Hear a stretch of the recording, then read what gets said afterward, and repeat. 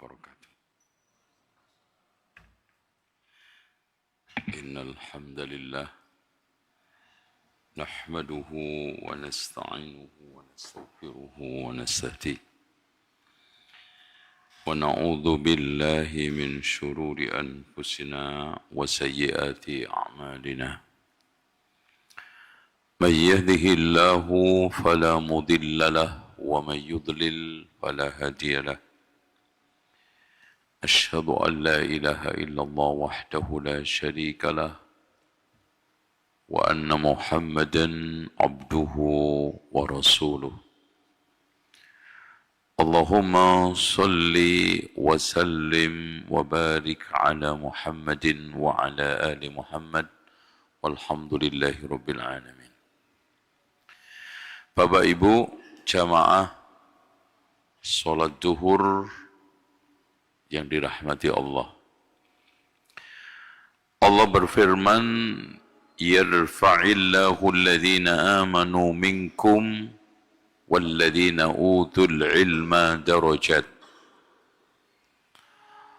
Allah mengangkat orang-orang beriman dan orang berilmu dengan tingkatan darajat, beberapa derajat. Artinya ayat ini menunjukkan secara tegas orang berilmu itu wibawa, orang berilmu itu hebat, orang berilmu itu memiliki kemuliaan. Nah, di sini gap kontras kalau kita lihat tokoh agama korupsi, tokoh agama pelecehan seksual, tokoh agama ya aneh-aneh lah. Ini ada gap. Dalam satu sisi orang berilmu itu tinggi, mulia, tapi kenyataannya jeblok. Bahkan hasil penelitian KPK,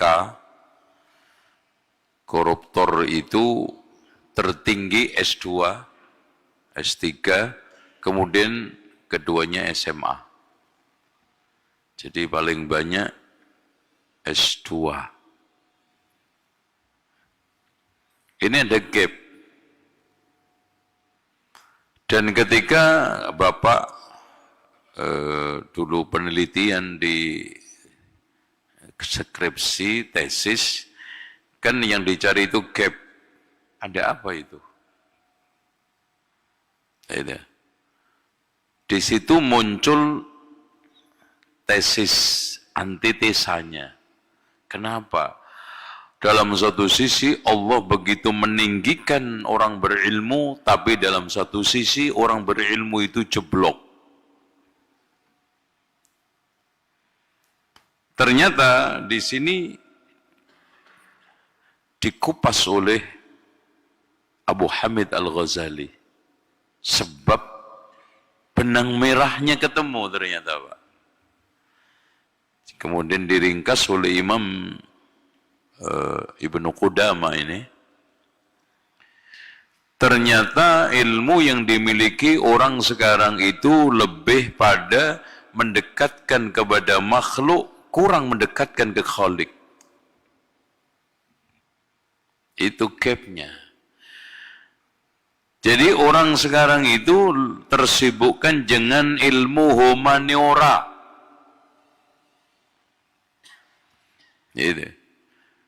Sementara kata Imam Ibnu Hazm, nah ini kalau kita sinkronkan dengan ucapan Imam Ibnu Hazm ketemu. Ilmu tertinggi itu adalah ilmu yang mengakrabkan makhluk kepada Sang Khalik dan bisa meraih ridhonya. Tuh. Makanya dari situlah sekarang apalagi ilmu sekuler yang berilmu mendapatkan temuan-temuan menghancurkan manusia. Karena ilmu sekuler itu tidak pernah mau dinilai, bahkan membebaskan dari nilai. Makanya rudal saya nggak ada masalah membunuh jutaan orang. Senjata saya nggak ada peduli menghancurkan alam. Nggak ada itu nilai yang harus saya pertahankan di tengah temuan saya. Makanya dari sinilah sains dan teknologi di Islam itu harus bebas dinilai, bukan bebas dari nilai. Bahkan bukan hanya itu Pak, terjadi distorsi besar-besaran terhadap apa yang dinamakan ilmu. Kalau kita sudah bicara masalah ilmu, di sini kata menarik Pak, Abu Hamid Al-Ghazali membuat satu analisa cukup menarik. Kalau kita sekarang bicara masalah ilmu itu berkutat pada, aduh, mana sih? Aduh, oke. Aneh, aduh.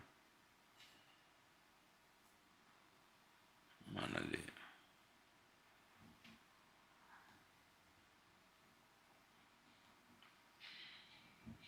Hilang. Fadilatul ilmi.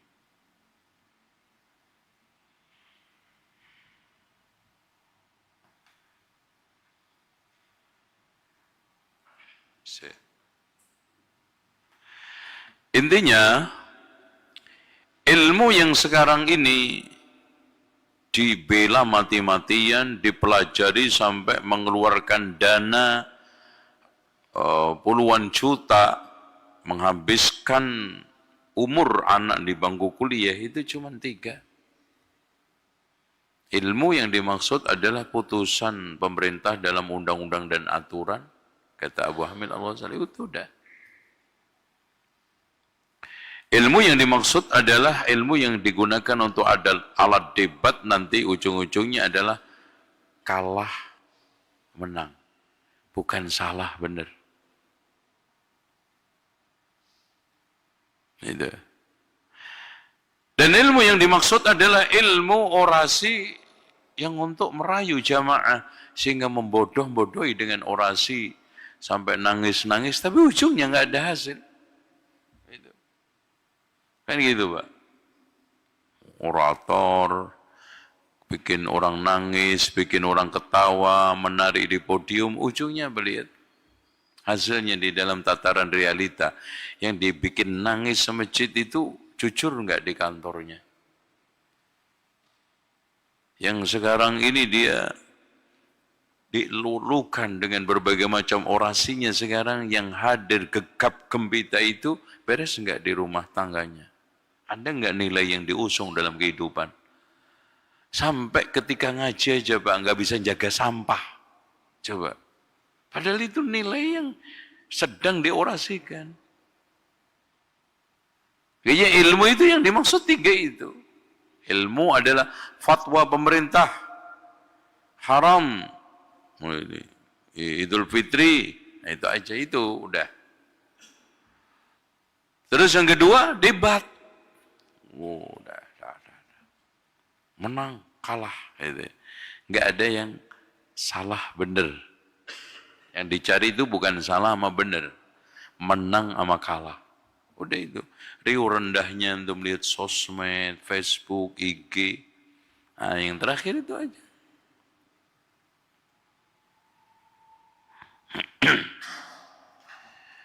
Makanya di sini Imam Ibnul Jauzi mencoba untuk memulihkan ilmu. Nih, maaf ya, Imam Ibnu Qudamah ini yang meringkas dari Minhajul Qasidin Ibnu Jauzi. Makanya ilmu yang dimaksud adalah ilmu muamalah kepada Allah. Jadi bagaimana kita itu berinteraksi secara benar dengan Allah? Itu. Bagaimana ilmu ini makin hari makin mengakrabkan kita kepada Allah. Makanya betul kata Imam Ahmad, aslul ilmi khasyatullah, asas daripada ilmu adalah mendatangkan rasa takut kepada Allah. Yaitulah yang dimaksud dengan ilmu ahwalil qalbi, ilmu keadaan hati. Bagaimana hati ini akrab kepada Allah, khauf takut kepada Allah, ar-raja berharap kepada Allah, ar-ridha kepada Allah, as-sidq jujur kepada Allah, wal akhlaq dan akhlak. Itu yang enggak dipunya. Oke, ada orang hebat fikihnya. Wow, bahas masalah pernikahan. Kering. Kenapa? Dari pembahasan itu tidak ada menghadirkan al-khawfu war-raja kepada Allah. Ridha akan putusan Allah. Untuk apa? Dia bahas masalah muamalah. Tapi kering daripada khasyah. Akhirnya apa? Teoritik. Di kelas ada materi tentang masalah bahaya riba. Habis itu kering. Gak ada muamalah anti riba di dalam kehidupannya. Karena gak ada khauf yang ditimbulkan dari ilmu. Tidak ada roja yang ditimbulkan dari ilmu. Dan tidak ada akhlak etika yang menyertai ilmu itu.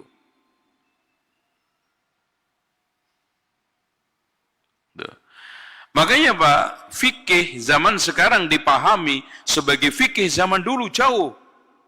Kalau dulu, fikih itu kata Al-Hasanul Basri, innamal faqihu az-zahid fid dunya. Jadi orang itu dikatakan faqih ketika mendatangkan zuhud. Sekarang ahli fikih rakus, Pak. Coba. Sekarang orang-orang yang ahli punya keahlian fikih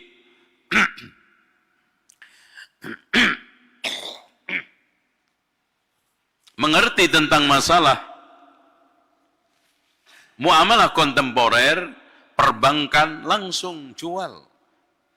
Jadi DSN, Dewan Syariah Nasional 50.000, 50 juta. Coba, megang 10, berapa Pak? 500, tidur. Namanya cuma dipasang. Itu kering. Apakah benar muamalah? Apakah itu nanti dimintai pertanggungjawaban oleh Allah? Tidak. Sementara zaman dulu namanya faqih adalah az-zahid fid dunya, ar-raghib fil akhirah. Ya, zuhud dari dunia, menginginkan akhirat. Al-basiru bidinihi, sangat faham terhadap agamanya. Wal mudawim ala ibadati rabbih, langgeng di dalam komitmen, konsisten di dalam ibadah Rabbnya. Itu namanya faqih dulu. Jadi coba bergeser, ada distorsi. Lagi al-ilm, ilmu sendiri. Pak, dulu kalau sudah disebutkan dengan ilmu, ilmu yang dimaksud adalah ilmu tentang Allah, ayat-ayat Allah yang mendekatkan ilmu tersebut mengenali nikmat Allah, perbuatan Allah, sifat Allah, nama Allah. Tapi ilmu apa sekarang? Orang berilmu.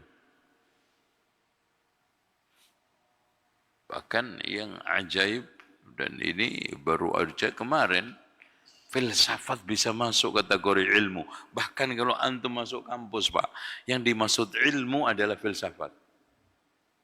Iya. Kalau antum belajar ilmu apa? Filsafat. Ya, isinya filsafat itu apa? Ada 3 kan dasarnya. Yang pertama apa? Loh, nggak ngerti. Ontologi, terus satunya?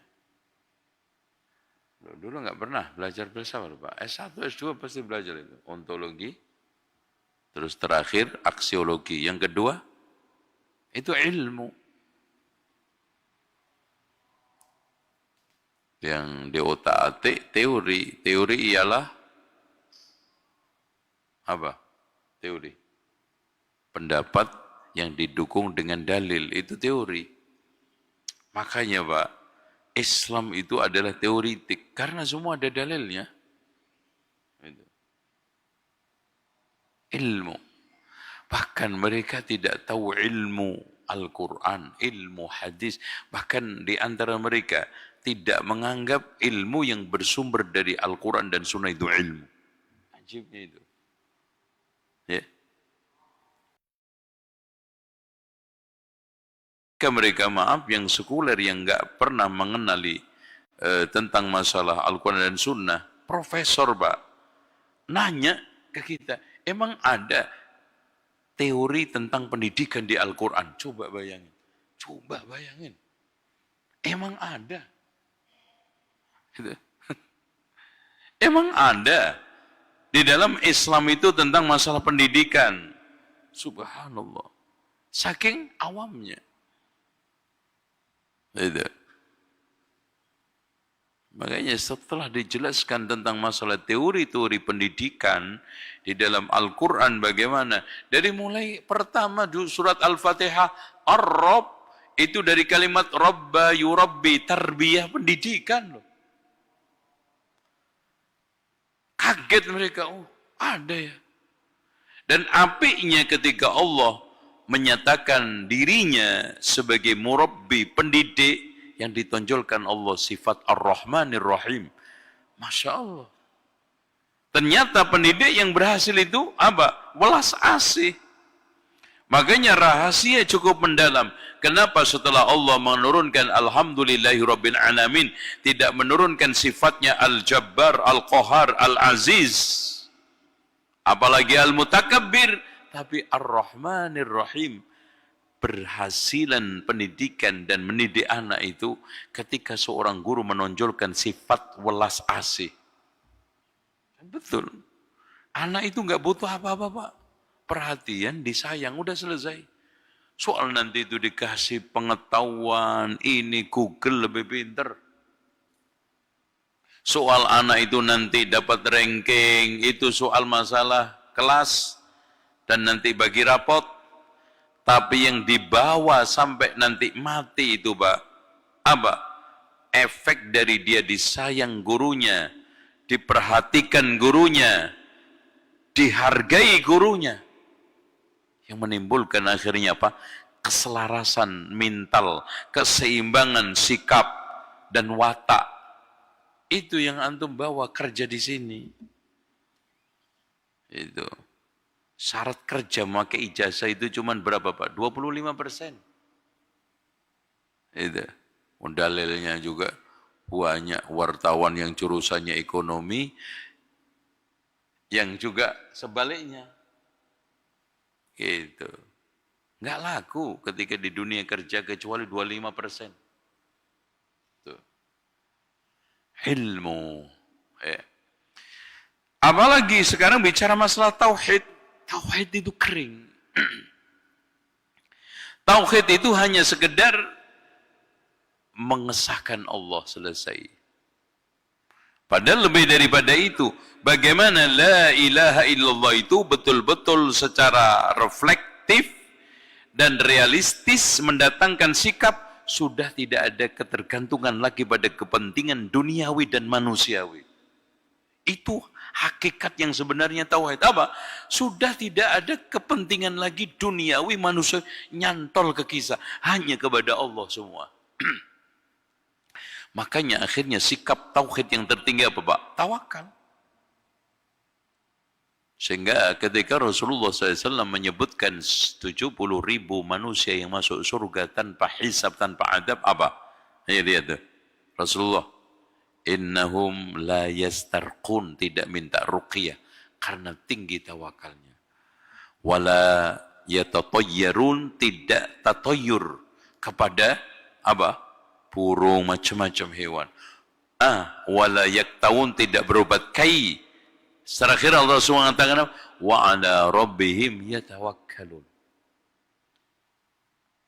Rasulullah tidak menekankan lagi wa ala rabbihim ya'budun wa ala rabbihim yatawahhadun, kepada Rabbnya beribadah, kepada Rabbnya bertauhid, tapi nusuk jantung tauhid itu sendiri apa? Tawakal. Karena apa? Inti daripada tauhid itu sudah tidak ada lagi kebergantungan kepada kepentingan manusiawi dan duniawi. Tawakal. Dan hakikat daripada tawakal itu bergantung hati kepada Allah, menyerahkan hati kepada Allah, mengerahkan kaki tangan untuk usaha. Karena Allah meletakkan sarana kehidupan pada sebab. Itu clear. Jadi kita tidak menjadi malaikat pure, lepas dunia, tidak menjadi hewan, apalagi setan, yang sangat lengket terhadap dunia, sampai nempel ke hati. Tauhid, itu tauhid Pak. Tapi kan sekarang kering.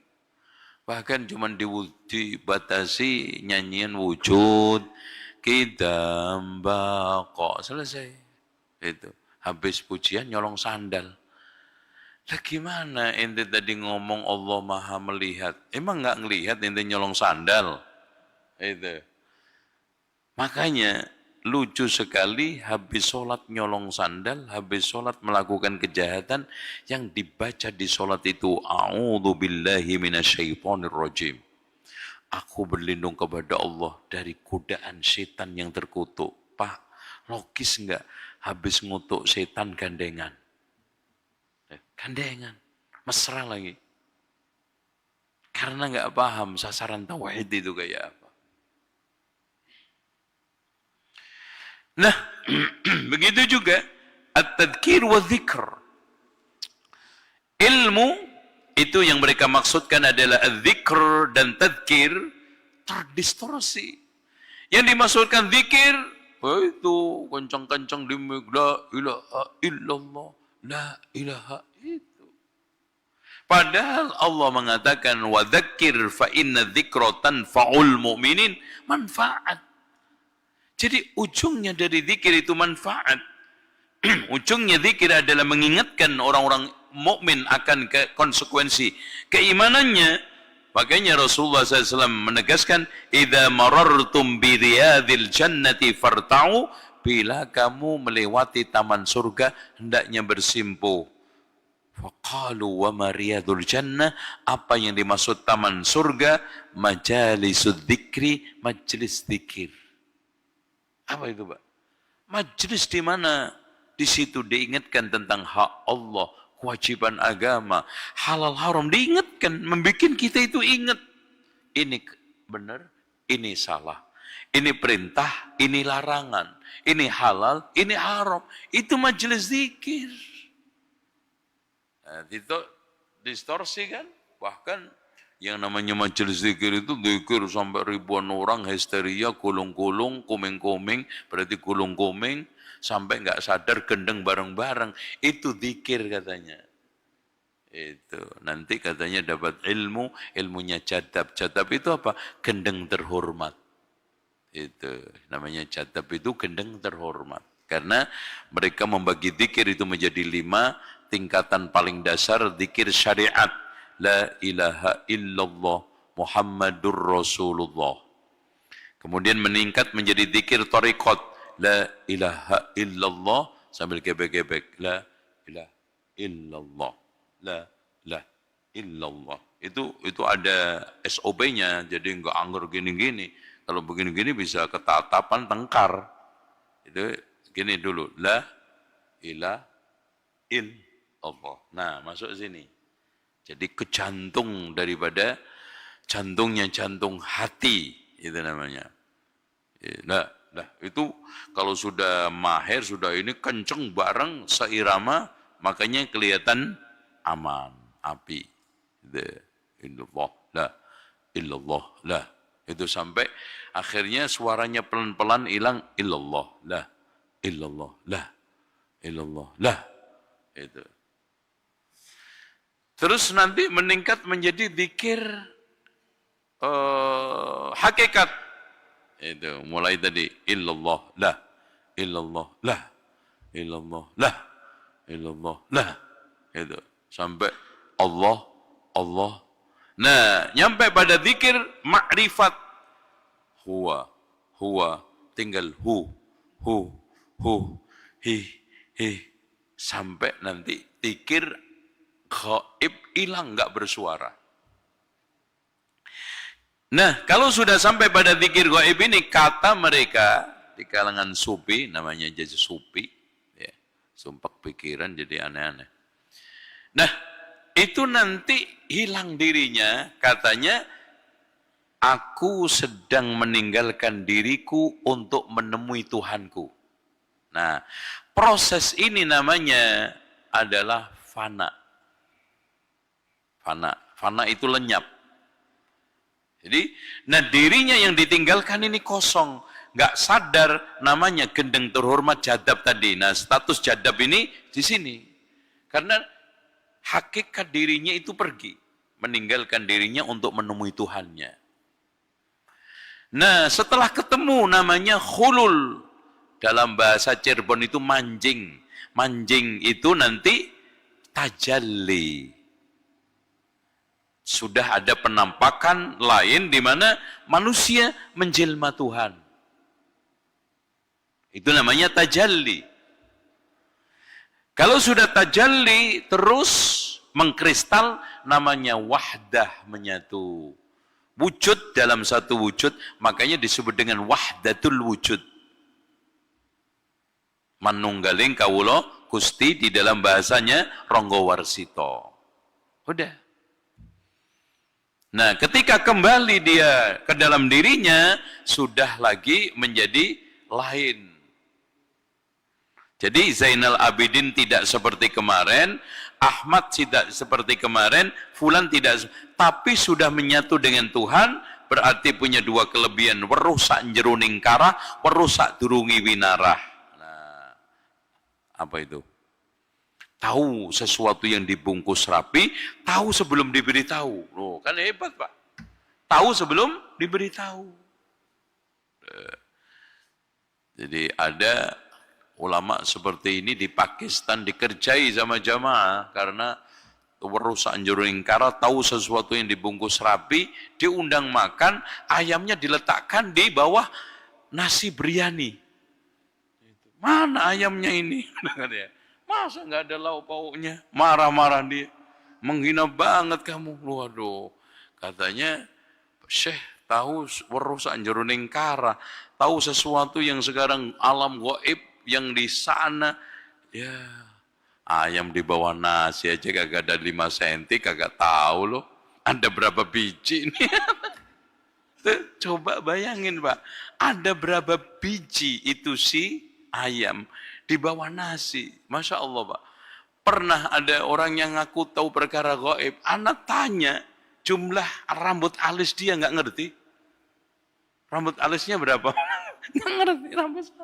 Kan di dekat dia nih.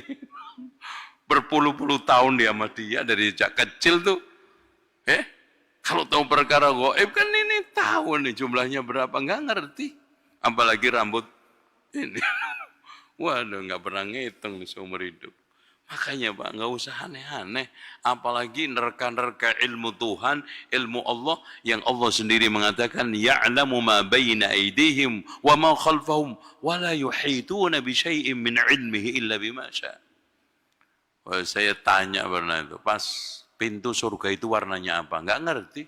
Ensele piro? Nggak ngerti. Terbuat dari kayu apa? Nggak ngerti. Apalagi hakikat Tuhan. Nah, nanti cara belajar tauhid kita akan bedah pertemuan yang akan datang, insya Allah. Jadi yang dimaksudkan tauhid itu apa secara rinci? Tadkir. Nah, yang terakhir hikmah. Jadi kalimat hikmah ini juga terdistorsi. Orang memahami hikmah itu, wah ya tadi sudah mengilmui lautan ilmu, mengenali segala ilmu, werusak jeroning karah, ilmu tahu perkara-perkara gaib, itu hikmah. Bahkan orang yang punya hikmah begini nggak pernah belajar, karena belajarnya itu ngilmu, angel ketemu, kata Ronggo Warsito. Jadi bukan ilmu lagi, tapi ngilmu. Apa itu? Angel ditemu. Makanya caranya cari ilmu itu lelono, tirakatan, wah macam-macam, karena ngilmu. Padahal hikmah itu simple. al-isabah fil qawli wal amal, tepat di dalam ucapan dan perbuatan. Artinya sinkronnya ilmu dengan perbuatan itu hikmah.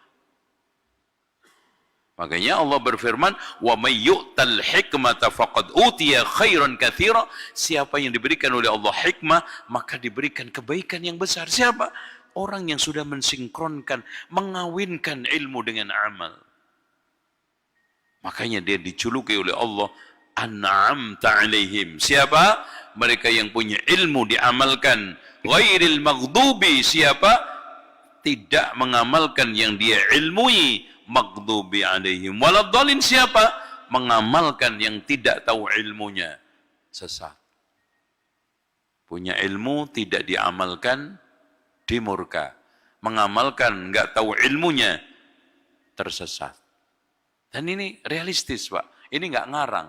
Mas, anak kasih perumpamaan visualis ya, praktik. Antum punya 2 anak buah. Dipesen, suruh untuk ngantar barang ke Bekasi atau ke Cikarang. Yang enggak tahu alamat berangkat. Yang tahu alamat enggak berangkat. Yang paling berhak ente marahi siapa? Yang tahu alamat enggak berangkat. Yang tersesat siapa? Yang enggak tahu alamat berangkat. Enggak tahu ilmunya berangkat, pergi beramal, tersesat. Tahu alamat, ngerti alamat, enggak berangkat. Didamprat. Itu kan gitu. Kena dam, itu damprat. Ini wajar. Makanya disebut oleh Allah, an'amta 'alaihim, mengamalkan sesuatu yang ada ilmunya. Maghdubi 'alaihim, tidak mencoba-coba untuk mendelay ilmu sehingga tidak diamalkan. Waladdallin, dan juga tidak mencoba-coba beramal tanpa ada ilmunya. Dua-duanya tercela. Ilmu itu diamalkan. Beramal itu dasarnya ilmu. Makanya kata Imam Al-Bukhari di dalam Kitabul Ilmi, bab al-ilmu qabla al-qawli wal-amal. Konsekuensi apa? Ilmu itu berucap, berbuat. Fa'alam annahu la ilaha illallah. Taib. Biar enggak ngantuk, ilmu itu ada 2 macam, ada ilmu yang terpuji, ada ilmu yang tercela. Yang terpuji itu ada 2, terpuji secara mutlak, ilmu tentang Allah. Ilmu tentang apa-apa yang dicintai Allah, ilmu tentang apa-apa yang dibenci oleh Allah. Ilmu yang muqayyad, terbatas, ya, ilmu kedokteran. Ya, enggak semua orang butuh. Buktinya antum kalau enggak sakit enggak butuh kan? Ilmu apa lagi? Ilmu antum di sini ilmunya apa, Pak? Kerja di sini. Ilmunya apa? Hah? Enggak. Keahliannya apa biasanya? Enggak jelas. Ya, ilmu tentang perkapalan lah. Antum pensiun selesai enggak kepake. Terbatas. Tapi namanya antum mengenali Allah, mau kerja, mau pensiun tetap. Nah, ilmu tercela, ilmu santet, ilmu dukun, ilmu nipu, ilmu copet. Copet itu ilmu, Pak, karena belajar nyopet itu juga berat. Itu. Untuk supaya nyopet dompet nggak berasa itu latihannya Masya Allah itu. Ngambil koin di mana? Di ini gelas itu berkali-kali itu, ratusan kali itu. Itu katanya sih. Bukan berarti gue prakteknya. Itu, ya. Seperti itu. Nah, insya Allah besok kita atau pertemuan yang akan datang kita bahas masalah hakikat tauhid. Ya. Nanti ringkas dari buku ringkasan Ihya Ulumuddin ini. Tafadhal, mungkin ada yang tanya, silakan. Ada 10 menit. Ya, silakan Pak.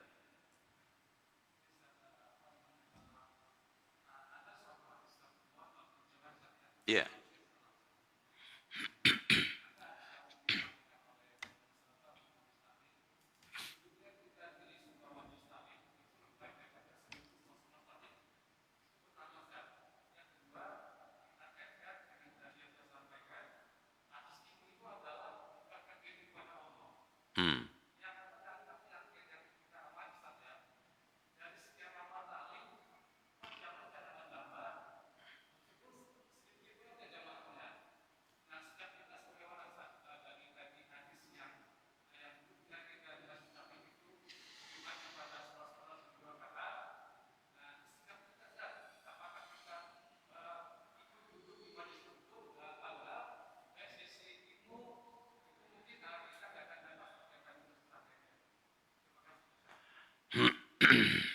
Ya gini ya,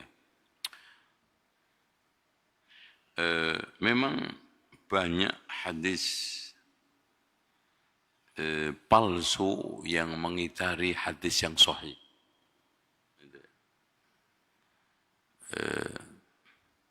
Seperti tadi, siapa yang duduk di majelis ilmu seperti apa?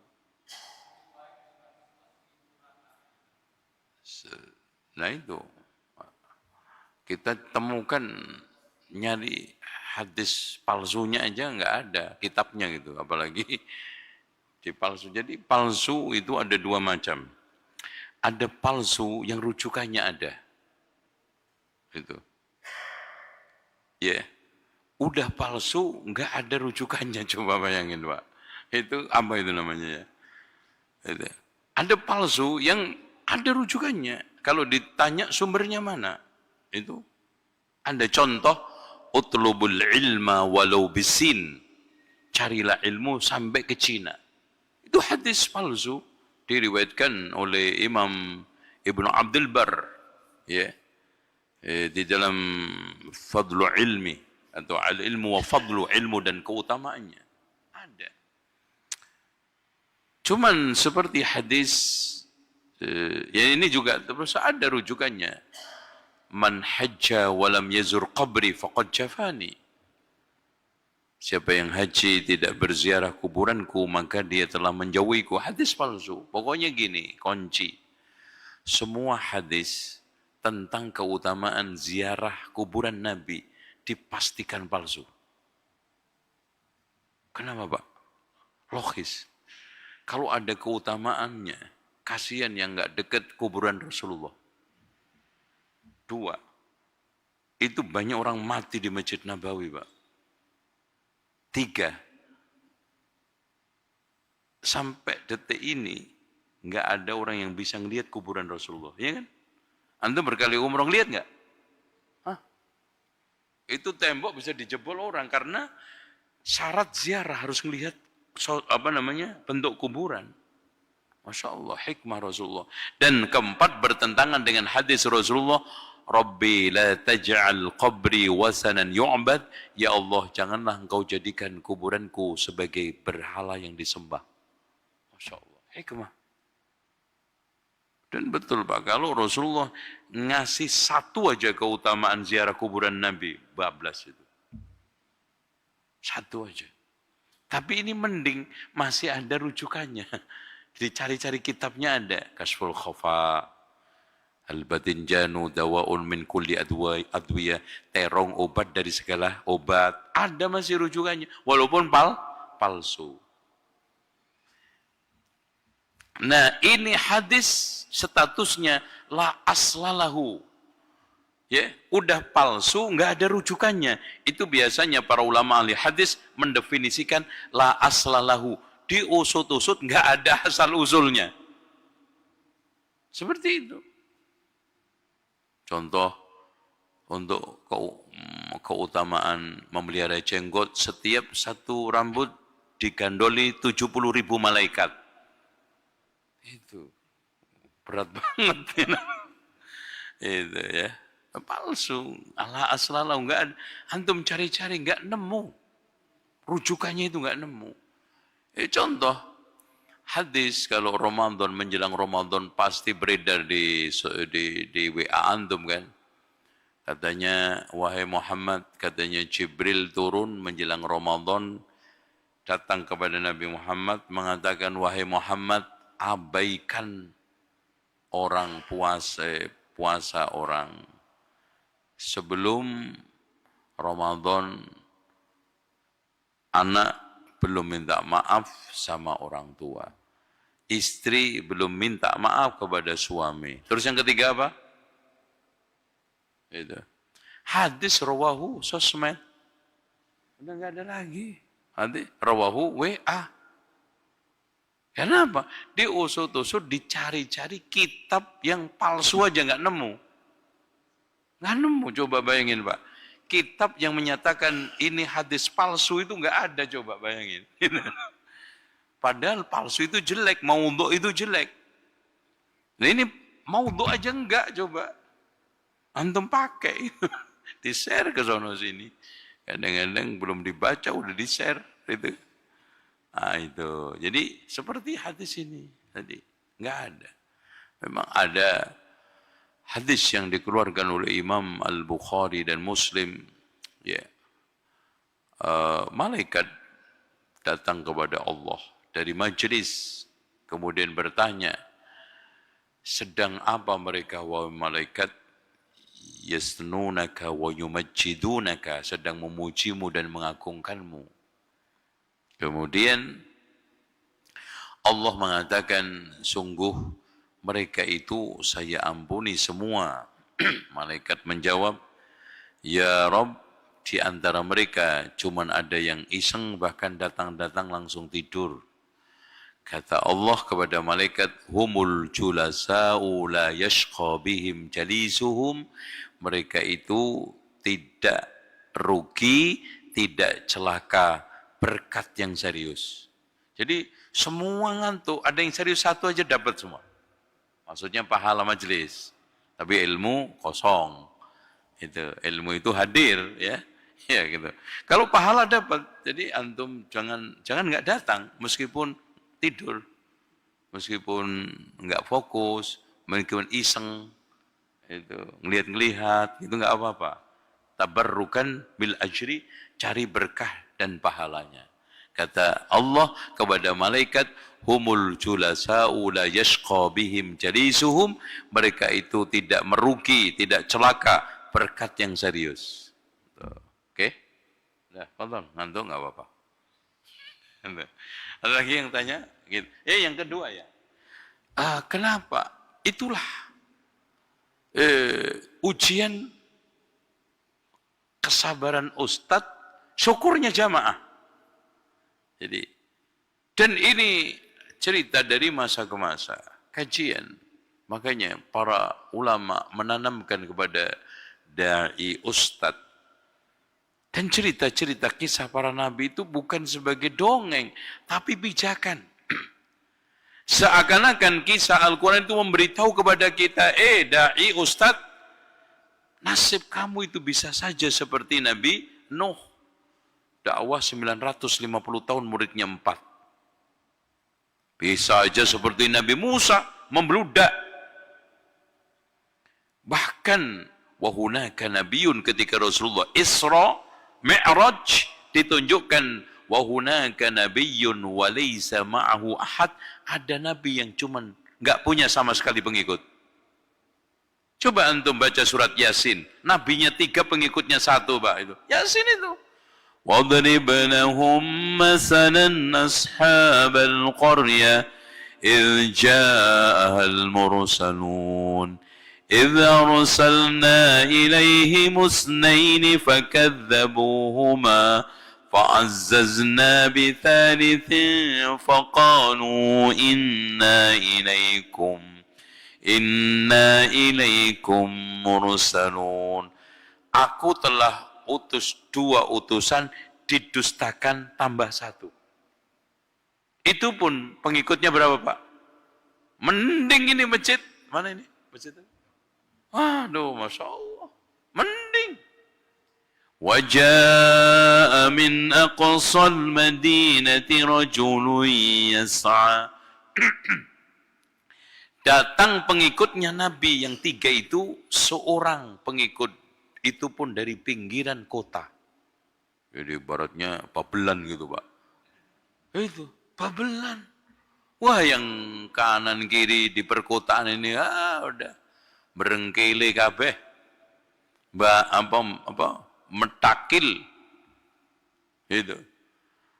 وَجَاءَ مِنْ أَقْصَى الْمَدِينَةِ رَجُلٌ يَسْعَى قال يا قوم اتبعوا المرسلين اتبعوا من لا يسألكم أجرا وهم مهتدون.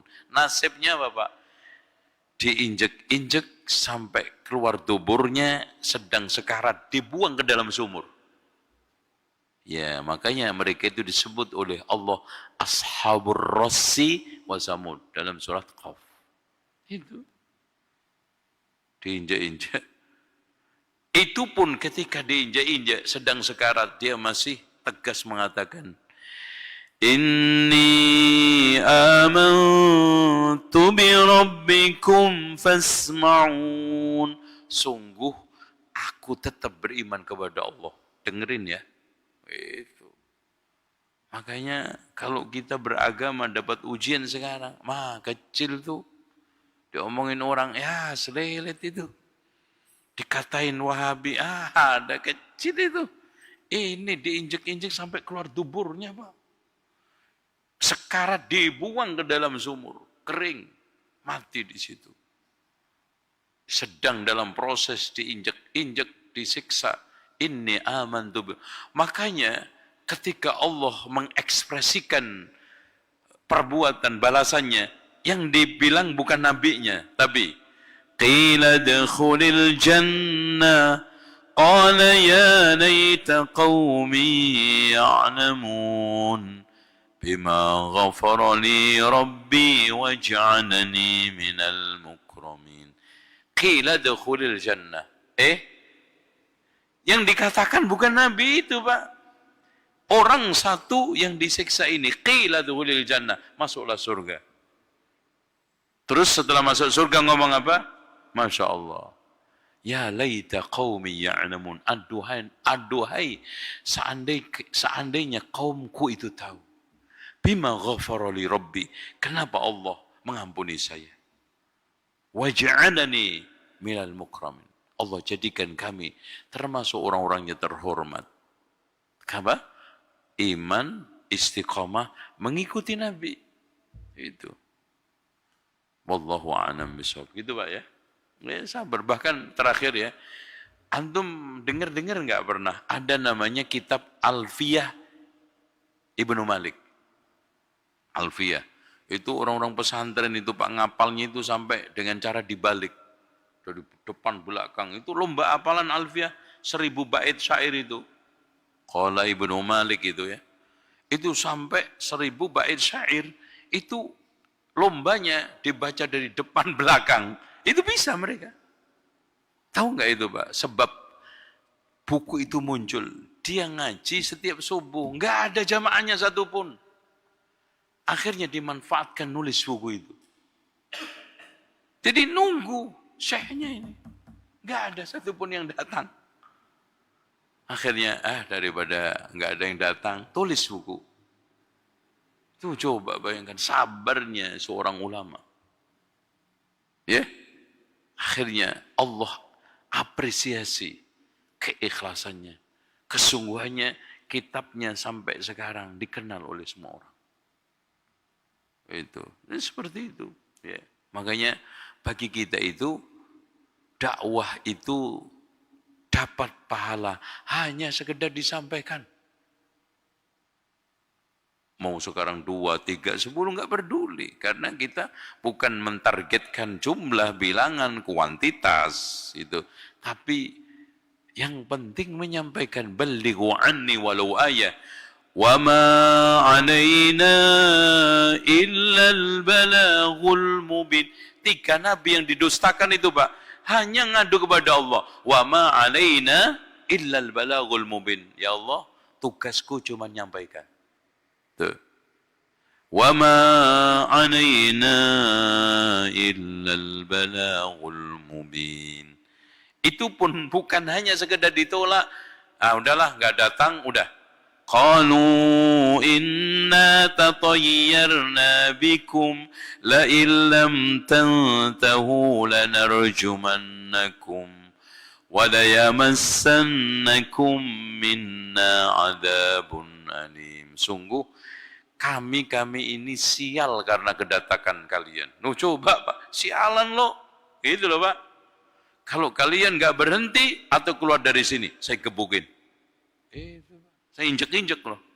Karena dulu main kekerasan Pak. Itu. Makanya nggak bisa nginjek-injek 3 ini yang diinjek-injek pengikutnya. Ya, la wala yamassannakum minna adzabun alim. Dilemparin batu, kalau ketangkep diinjek-injek. Jadi itu biasa, makanya ditiru oleh kaum itu namanya Taif ketika ngusir Rasulullah kan. Itu Rasulullah kalau sampai ketangkap, diinjak-injak apa itu? Cuman dilemparin batu kan. Ya, walaran cumannakum, ketangkep, walayamassannakum, diinjak-injak, dikebukin. Adzabun alim. Demikian insyaallah kita berjumpa di kesempatan lain. Subhanakallahumma wa bihamdika asyhadu an la ilaha illa anta astaghfiruka wa atubu ilaik. Wa sallallahu ala Muhammadin wa ala ali Muhammad walhamdulillahirabbil alamin. Wassalamu alaikum warahmatullahi wabarakatuh.